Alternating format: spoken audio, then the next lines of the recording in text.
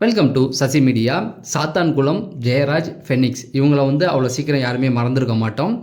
அதாவது இந்த கொரோனா காலகட்டம் 2020 இந்த கோவிட் டைமில் கதையை ஓப்பன் பண்ணியிருந்தாங்க அப்படின்னு சொல்லி ஃபெனிக்ஸ், ஜெயராஜ் இவங்களை அழைச்சிட்டு போயிருந்தாங்க போலீஸார்.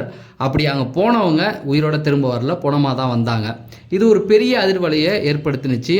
அவங்களுக்கு நுரையீரலில் தொற்று இருந்தது அப்படி இப்படின்னு போலீஸ் தரப்பில் நிறைய விஷயங்கள் சொல்லப்பட்டாலும் அதுக்காக பல தலைவர்கள் போராட ஆரம்பித்தாங்க. ஒவ்வொரு விஷயத்தையும் போராடி தான் இன்றைக்கி அதோடைய தீர்ப்பு வந்திருக்கு.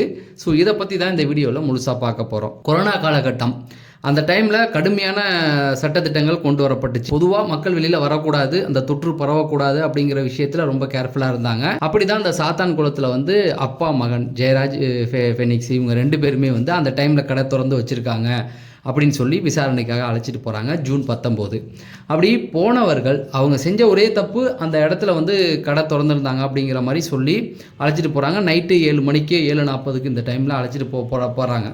அப்படி போனவங்களை போலீஸார் ஒரு 9 போலீஸார்கள் அடித்தே கொண்டிருக்காங்க. இன்றைக்கி அதை தீர்ப்பு சொன்ன நீதிபதி சொல்லியிருக்க விஷயங்களில் இதுவும் ஒன்று.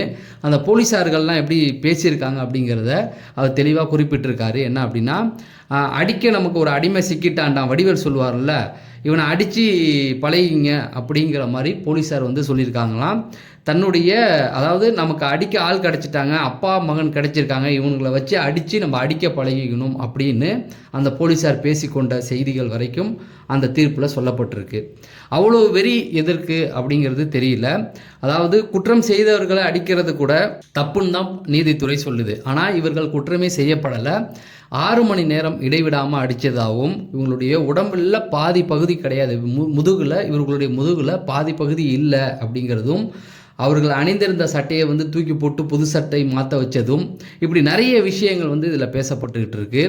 ஆனால் இதுக்கெல்லாம் மிக முக்கிய காரணம் அங்கே இருந்த மக்கள், பல தலைவர்கள் போராடி தான் இதை வாங்கியிருக்காங்க. ஏன்னா மார்ச்சுரி ரிப்போர்ட்டே தரலை. அதெல்லாம் போராடி ஒன்று ஒன்றா வாங்கி அதுக்கப்புறம் இந்த வழக்கு சிபிஐ நோக்கி போய் காவல்துறை ஆய்வாளர் ஸ்ரீதர் தான் அடிக்க சொன்னார் அப்படின்னு சொல்லி உதவியாக இருக்கிறவங்க எல்லாருமே சொன்னாங்க. அதில் A1 ஸ்ரீதர் தான், அவர் தான் அடிக்க சொல்லியிருக்காரு. ஸோ இவங்க எல்லாம் அந்த நேரத்தில் ஒரே இடத்துல இருந்தது செல்ஃபோன் டவரை வச்சு கண்டுபிடிச்சிருக்காங்க. இப்படி நிறைய விஷயங்கள் இவங்க குற்றச்சாட்டப்பட்டதுலேருந்து இவங்களுக்கு பெயில் கிடைக்காம இந்த 9 பேருமே ஜெயிலில் தான் அடைக்கப்பட்டிருக்காங்க. ஸோ இப்போ அதுக்கு அந்த தீர்ப்பு நெருங்கிருச்சு.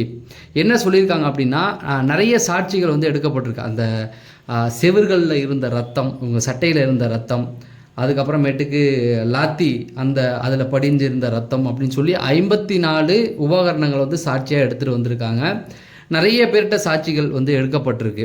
ஆக இவங்க எல்லாருமே குற்றம் சாட்டப்பட்டவர்கள் தான் அப்படிங்கிறதையும் நீதிபதி சொல்லியிருக்காரு. தீர்ப்பு இந்த மாத இறுதிக்குள்ளே கன்ஃபார்மாக சொல்லிடுவாங்க. ஆனால் இவங்க எல்லாருக்குமே தண்டனை உறுதி அப்படிங்கிறது தான். வெற்றிமாறனுடைய விசாரணை அப்படிங்கிற ஒரு படம், லாக்கப்பில் அந்த கைதிகள் எவ்வளோ துன்புறுத்தப்படுறாங்க அப்படிங்கிறதையும் வெட்ட வெளிச்சம் போட்டு காட்டின படம். ஆனால் அந்த படம் பார்த்தீங்கன்னா எல்லாருமே அழுதுருவோம். அந்த அளவுக்கான விஷயங்கள் உள்ளே இருக்கும். அப்போ அட்டகத்தி தினேஷ் தான் அதில் நடிச்சிருப்பார்.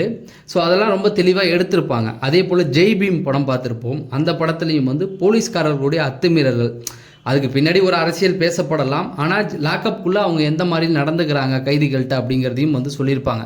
இன்னும் நிறைய படங்கள் இருக்குது. அந்த மாதிரி ஒரு சம்பவம் தான். அப்பாவை தான் முதல்ல அழைச்சிட்டு போகிறாங்க விசாரணைக்காக.